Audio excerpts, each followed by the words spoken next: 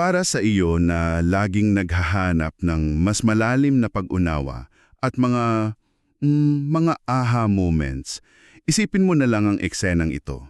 Yung pinakamakapangyarihang imperyo sa buong sinaunang mundo, biglang nawalan ng buong military force nila sa loob lang ng isang gabi.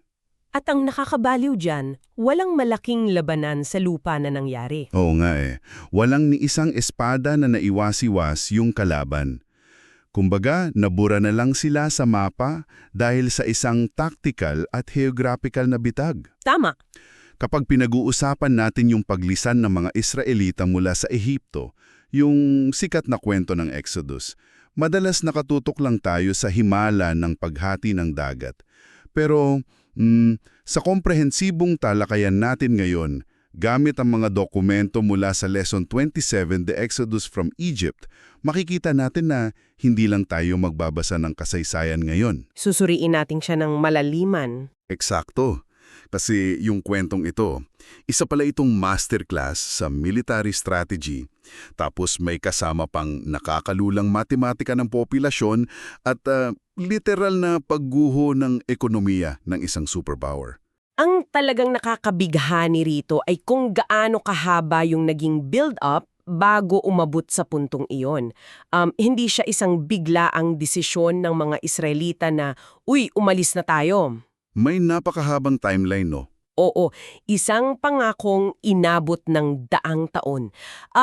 Alam mo ba na yung mismong salitang Exodus, galing yan sa Griegong ek na ibig sabihin ay palabas at hodos na ibig sabihin ay daan. Palabas na daan. Makes sense.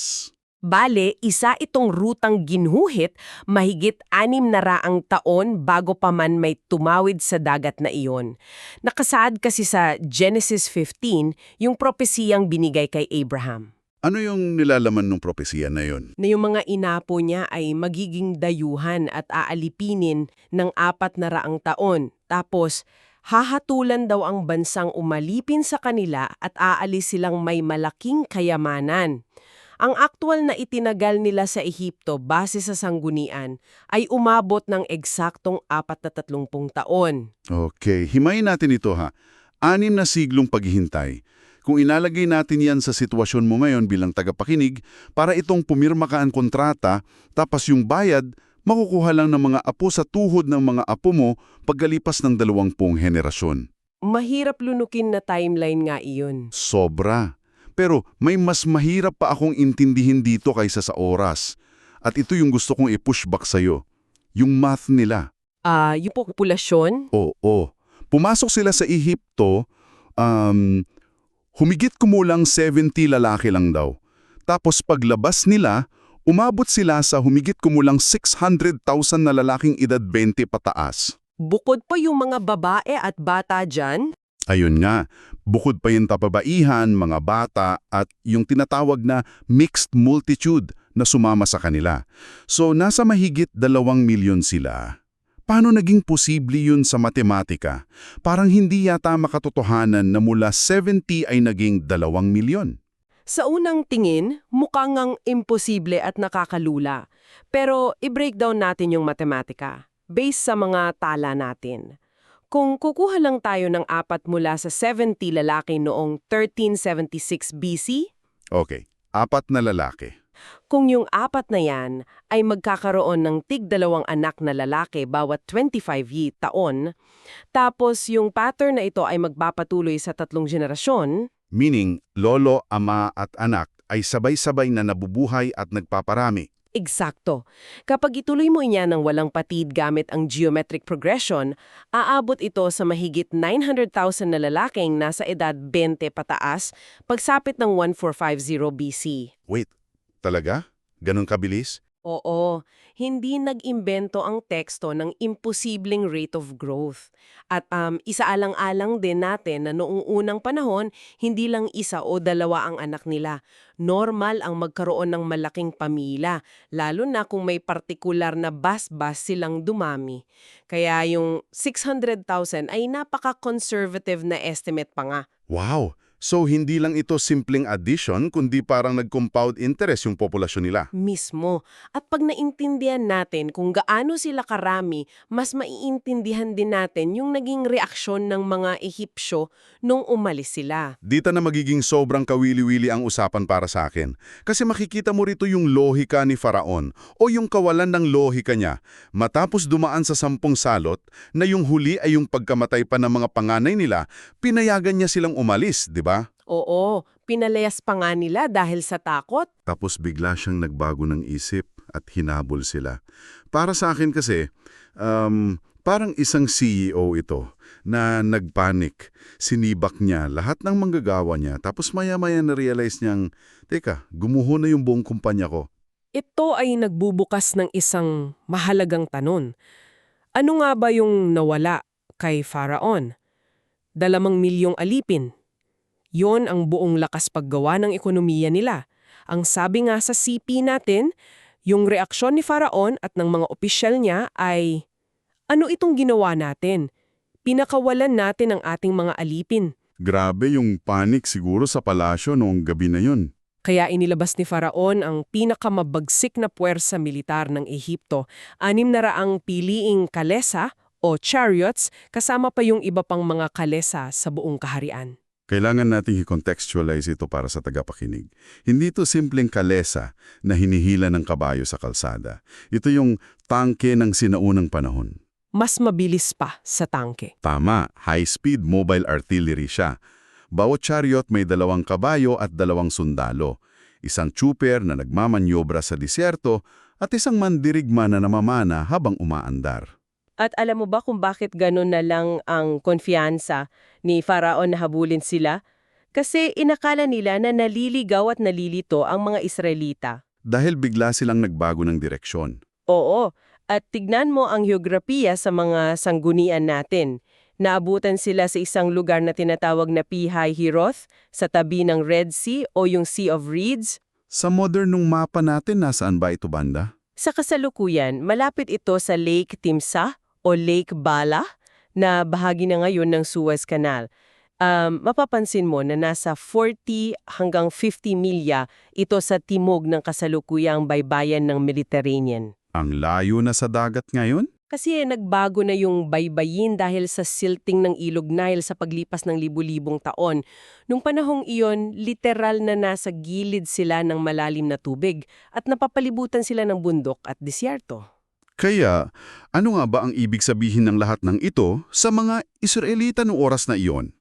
Imaginin mo, kaalalabas mo lang ng Ehipto, bitbit mo yung mga gintong nakuha nyo bilang pabuya, masaya kayong lahat kasi malaya na kayo. Tapos bigla mong maririnig yung dagundong ng libong-libong kabayo at gulong mula sa disyerto. Napakabilis nung pagbabagsak ng emosyon nila doon mula sa kaligayahan patungo sa matinding takot. Ang bilis nilang nawalan ng pag-asa. Nagreklamo agad sila kay Moses. At yung reklamo nila, may halong dark humor. Sabi nila, wala bang sementeryo sa Ehipto kaya dinala mo kami sa ilang para mamatay? Paborito ko yung detalyeng yan sa teksto natin. Isa siyang matapang na satira mula sa mga Israelita. Satira talaga siya, di ba?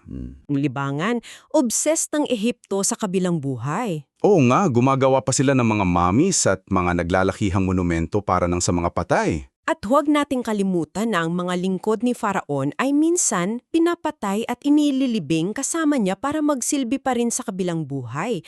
Kaya nung sinabi ng mga Israelita yung linyang iyon, direktang pasaring iyon. Kumbaga, sinasabi nila, sa dami ng sikat na sementeryo at libingan sa Ehipto na pinagtatrabahuhan namin araw-araw, bakit dito mo pa kami sa mainit na disyerto na piling mamatay kung saan walang matinong libingan? Ang tindi nung dark humor doon na nanggagaling sa matinding takot. Mas gustuhin pa nilang maging alipin ulit kesa mamatay doon. So, nandito sila ngayon sa isang sitwasyon na handa na silang sumuko. Pero dito na ipapakita yung isang tactical na intervention. Hindi lang ito simpleng mahika kung paano sila nakatakas. Binigyan sila ni Moses ng isang utos na sumalungat sa panik nila. Sabi niya, wag matakot, tumayo ng matatag, ang Panginoon ang lalaban para sa inyo. At yung unang nangyari ay hindi pa yung paghati ng dagat. May gumalaw muna na isang haligi ng ulap at apoy. Ito yung isa sa pinaka-brilliant na taktika sa kwentong ito. Pumunta yung anghel ng Diyos at yung haligi sa likuran ng Israel. Bale, pumagit na ito sa kanila at sa mga Ehipsyo. Gusto kong imaginein natin yan. Isa itong perfect tactical barrier gamit ang kalikasan. Nagdulot ito ng ganap na kadiliman sa kampo ng Ehipto, pero nagbigay ng liwanag sa kampo ng Israel ng buong gabi. Isipin mo yung mga sundalo ng Ehipto na sumusugod, tapos biglang naging pitch black. Wala silang makita, pero naririnig nila yung dagat at ihip ng hangin. Total sensory deprivation yun para sa pinakamalakas na militar sa mundo. Naparalyze sila ng buong gabi habang nakatitig sa kawalan. Samantala, doon sa kabila, ginagamit naman yung hangin para sa kaligtasan ng mga Israelita. Oo, yung hangin na galing silangan o east wind, hinipan nito yung tubig ng magdamag. Hindi lang siya basta nahati, tinuyo nito yung lupa.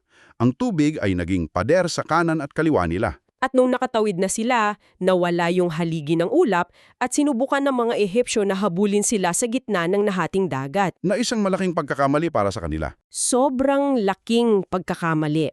Dahil yung mga gulong ng chariots nila na ginawa para tumakbo ng mabilis sa tuyong disyerto ay bumara sa seabed. Kahit hinipan nyo ng hangin, ilalim pa rin yung nagdagat kaya malambot. Nilusob sila ng panik nung hindi na makausad yung mga gulong nila. Nandun sila sa gitna ng dagat, nagkakasira-sira yung kalesa nila. Tapos na-realize nilang, wait, Diyos ng Israel ang kalaban natin, tumakas na tayo. Huli na ang lahat. Pagbalik ng tubig sa madaling araw, nalunod silang lahat. Ayon sa teksto, walang natira kahit isang sundalo ni Paraon. Kung ikokonekta natin ito sa mas malaking larawan, hindi lang nagligtas ng buhay yung nangyaring ito eh. Oo, kasi napakalaking dagok nito sa puwersa militar ng Ehipto. Yung lakas nila na kinatatakutan ng mga karatig bansa, biglang nabawasan ng todo matapos ang araw na iyon. Inabot ng ilang taon bago sila nakapagpakita ulit ng ganong lakas militar. Ipinakita nito hindi lang yung kaligtasan ng Israel, kundi yung literal na pagdurog sa kapasidad ng bansang umalipin sa kanila.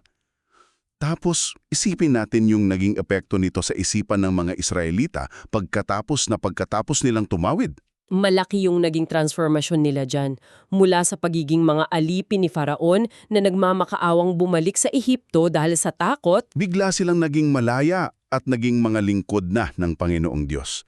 Yung pagtawid nila sa dagat na iyon, parang doon isinilang yung bagong bansa nila. kaya nga ito yung pangunahing marker event sa kasaysayan ng Israel. Dito sila nagkaroon ng malusog at banal na paggalang sa kapangyarihan ng Diyos at tiwala kay Moses bilang leader nila.